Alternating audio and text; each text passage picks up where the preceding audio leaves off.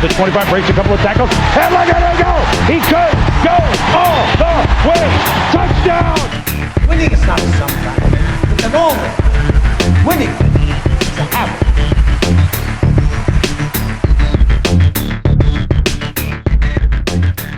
What's up, sports fans? Welcome back to Gut Check Podcast. Another episode after a small break, but we are excited to be back talking football. A lot of good stuff to talk about, NFL and college. And of course, with me as always, good friend and co-host Seth Floyd Hansen, repping his San Francisco Giants. Mixing it up a little bit, but I do see the 49ers hat in the background, so staying a little loyal still. How you been, man? I'm good. Yeah, got my Giants gear. Surprise of the century right now. Literally best record in the MLB. And I'm telling you, like, I'm not fair weather. Like, they've played close to 80 games. I've watched at least 3 innings of 70 of those games, probably. There's not many games that I haven't tuned in at all.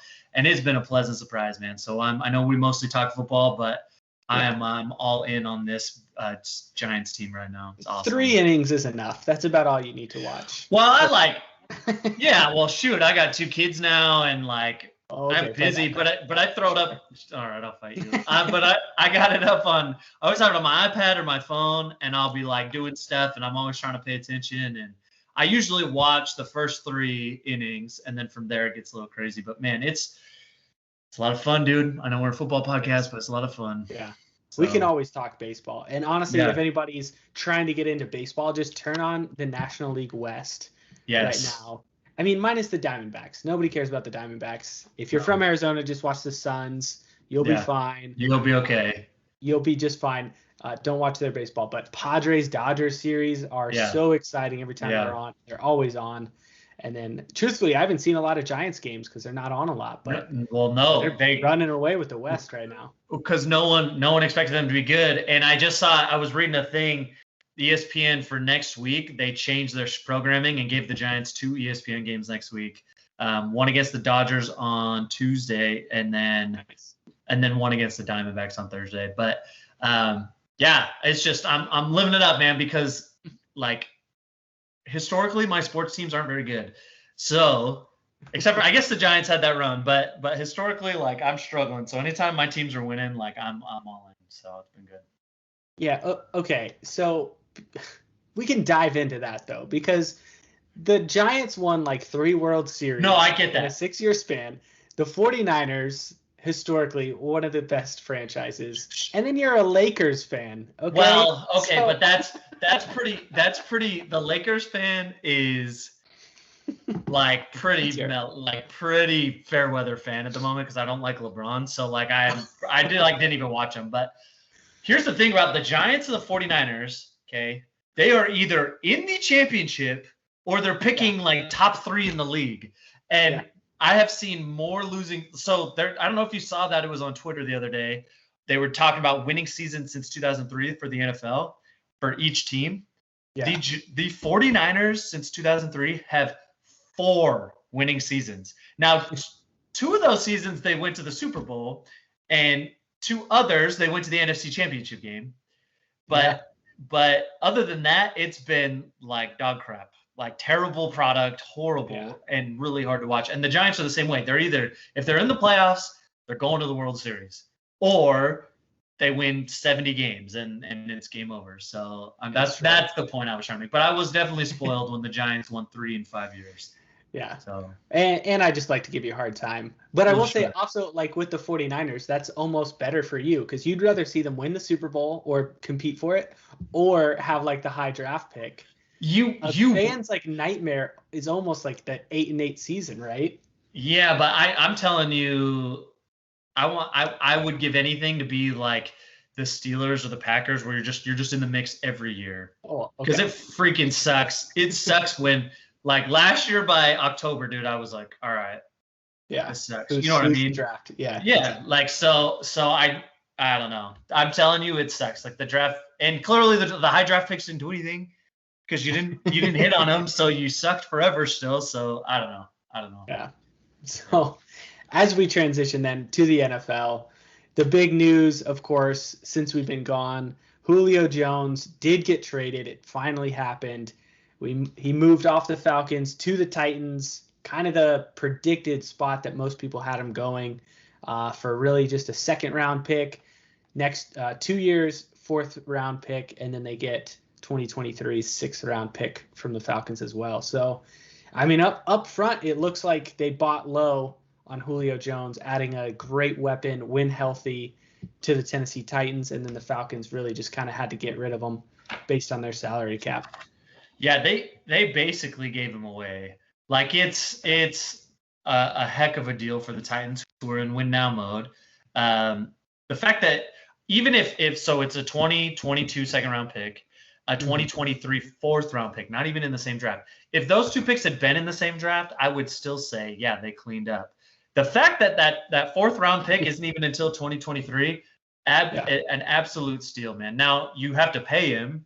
That might be the downside, but you're going to get Julio Jones for, I feel like he's got 3 really good years left in him. Mm-hmm. And to me, that's worth it. He's probably going to miss some time, like historically, like I should say historically, I guess in the last couple of years, he's missed some time due to, he's got some like foot issues and lower body issues, but when he's on the field, he just dominates. Dominates. And so Titans who are in win now mode, I mean, it's a steal. And on the flip side, like, man, what are the Falcons doing? I was pretty pro Falcons in the draft that they took Kyle Pitts. I thought that was because they have Matt Ryan, who I think can still play. But then you trade away Julio Jones, and it just feels like they're kind of in between. Like, what are you doing? You know what I mean? What do you have a plan? Because it doesn't feel like they have a plan. It feels like you should have traded away Julio before the draft. You should have traded away Matt Ryan before the draft to one of these teams. It was the most quarterback hungry offseason I've ever seen with all these trade rumors for quarterbacks. You were drafting it at 4. You could have picked Justin Fields or whoever. I guess maybe that was it. Maybe they weren't in on Justin Fields and they felt that the draft was going to lay out the way it was. Like that would be a justifiable reason. But Justin Fields would have been perfect. Like, he's from Georgia. Isn't he from Georgia? He would have gotten so much support. But I that doesn't matter. I guess if you're not in on him, then you can't take him. And maybe that was their thought.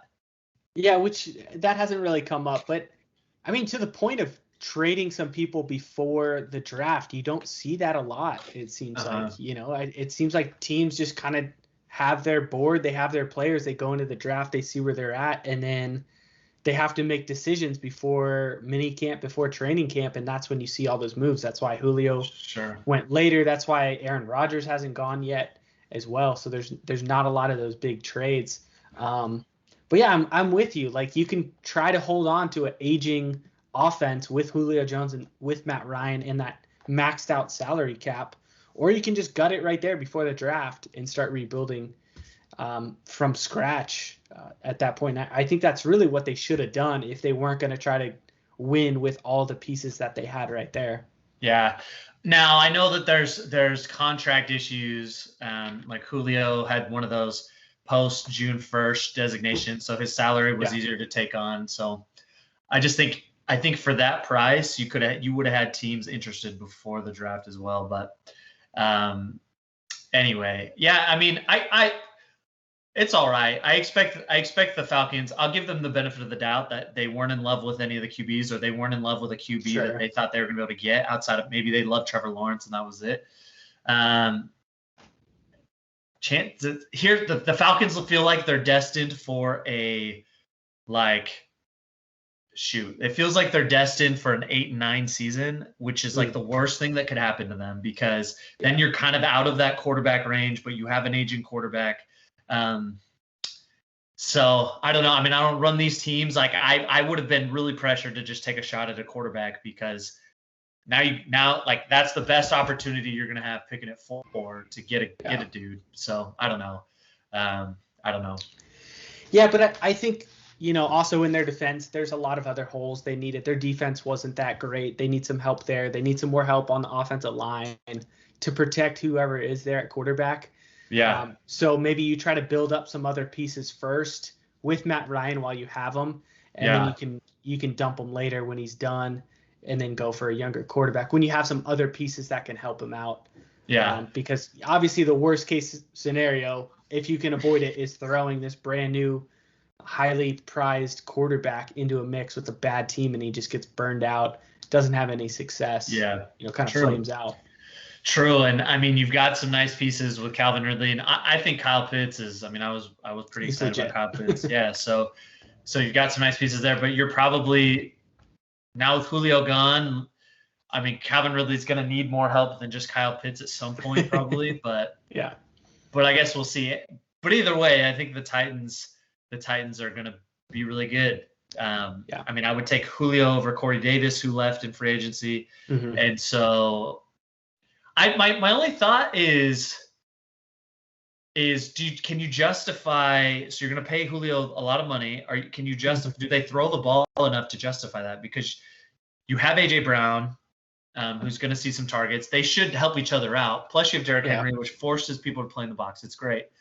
But are you gonna throw it enough to justify it? Now you're not going to have any like character issues. Julio just wants to win. He's not going to complain. And AJ Brown's idol is Julio, so I can't imagine either of them being upset that the other one's getting the ball more than the other.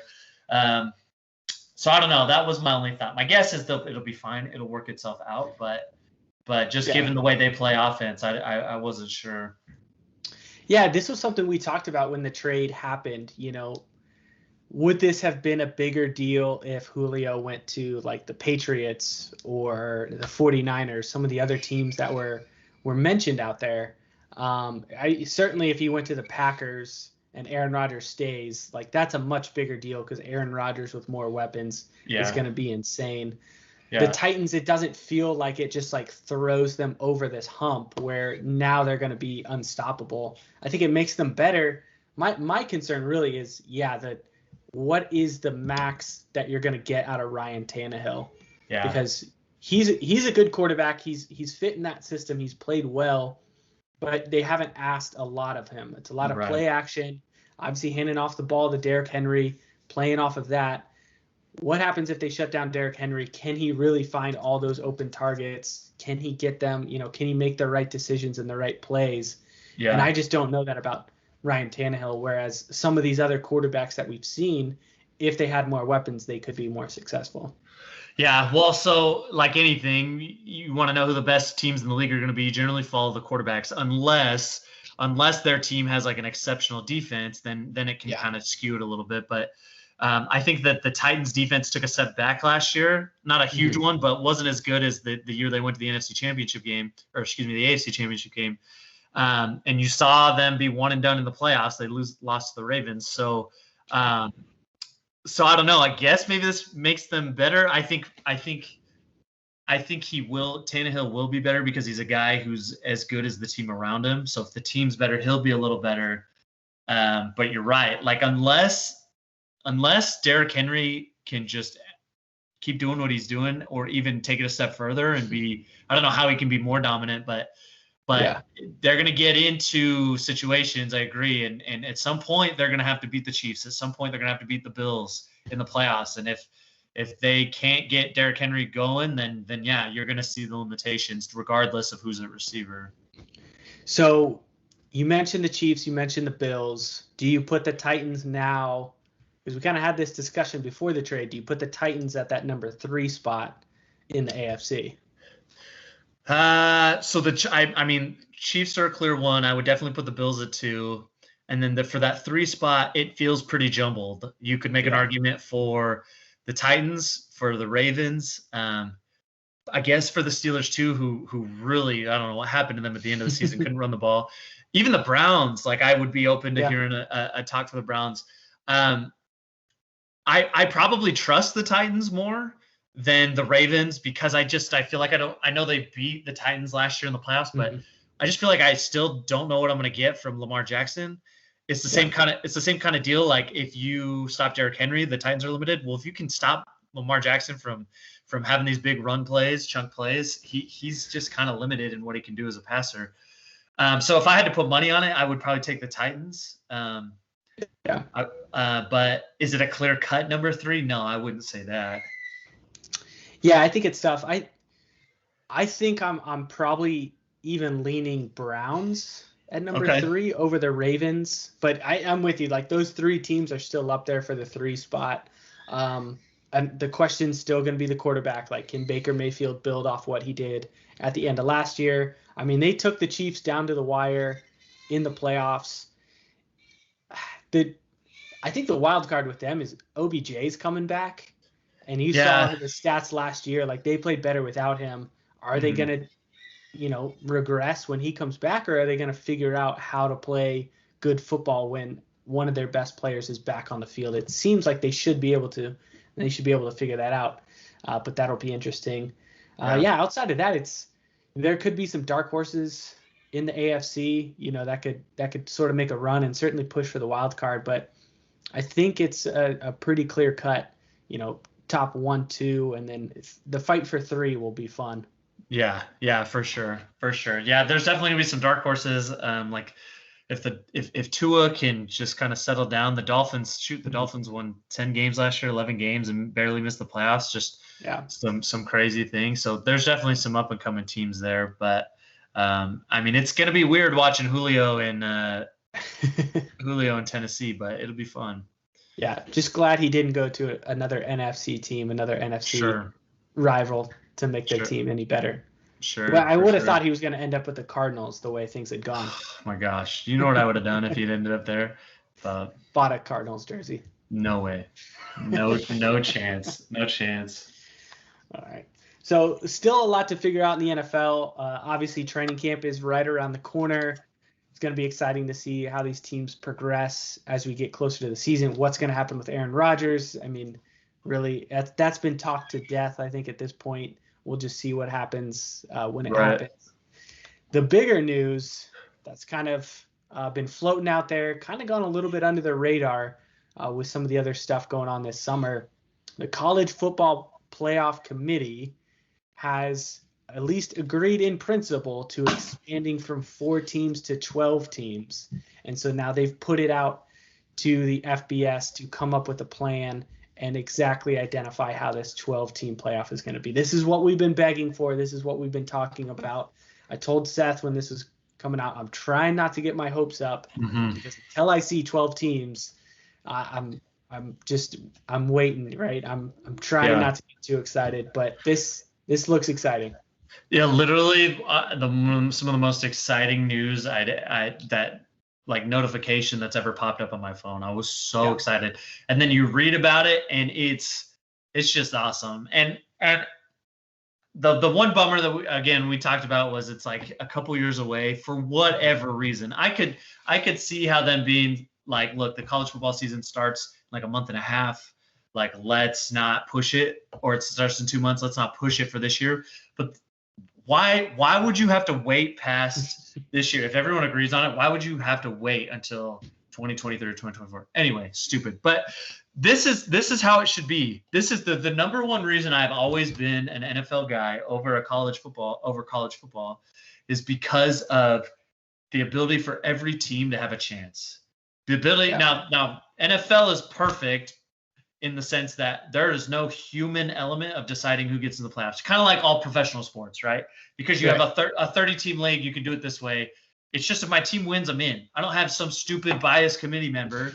I don't care how unbiased they'll tell you they are. They're biased in some way, even if it's at a subconscious level. That my team, Boise State, never has a chance. They do not have a chance in the current system. BYU is another team I root for. Never has a chance. Not really. And so this gets rid of it. And so the basic structure, if whoever's listening, if you don't know, they're going to give – so assuming it's all Power 5 conference champions get an automatic bid, and then the highest group of 5 conference champion will also get an automatic bid. But I also read something that said it's not technically all 5 Power 5 conferences. It's just the highest 6 conference champions. So I guess you could have a team from the WAC that won every game by 70 points and won their conference championship, and a team from the American could both get an automatic bid if they just are, and the Pac-12 champions like 8-4. Like maybe then they give themselves some wiggle room. But for all intents and purposes, it feels like all all Power 5 conference champions, and then one Group of 5 conference champion, and then and then 6 at-large bids. Awesome. Like I don't know how anybody could have a problem with this. What are your thoughts? Yeah, I mean, if anybody's gonna have a problem, their first problem is like it's not enough teams. Which Right. Sure, like let's expand to 32. Everybody would love that. Like more the better, right? But this is a practical way to do it because it covers all Power 5. You get your group of 5, and then you have 6 at large. Yeah, there's still gonna be that 7th person who's not in there who's gonna complain. But someone's always going to complain. So I think as long as you're covering your bases, you can't leave out a Power 5 conference in the playoffs. And in the way you had 4 teams, you were always going to leave out at least one Power 5. And then it started trending to leaving out 2 because you'd rather have 2 from the SEC play than cover, the Big 12 and the Pac-12. So yeah, I'm all for it. Certainly a concern could be teams are going to go back to playing more of a cupcake schedule outside of their conference because they're not going to want to get beat. They're just going to worry about in conference. They're going to try to, run the table there so they can be their conference champion. Yeah, I get it. I think that makes sense. But really what's going to outweigh that is, Cincinnati can no joke be in the playoffs. A BYU, a Boise, like all those teams that are really trying and really grinding and like would be fun to see in the playoffs now have a chance. Yeah. You can tell me any time that Cincinnati lost to Georgia in that last bowl game off a last second field goal. But if that was a playoff game, at least they're playing for something, right? Yeah. At least they have a legitimate chance. And Cincinnati easily could have won that game. I mean, Zach Wilson and BYU could have maybe knocked off a lower team. They could have gone in and, beat USC or something in the playoffs. So anything can happen in the playoffs. You have to add meaning to these bowl games at the end of the year if you're going to try to save college football because more and more teams are just not going to show up. You had Florida playing their 4th string guys in a bowl game that's nationally televised because everyone else is sitting out. They don't want to get hurt, and it doesn't mean anything. Right. So you have to put some actual meaning to these games, and that's what these playoffs are going to do. So the one argument that I ever hear against it, I hate this argument. Because let's just use the NFL as an example, okay?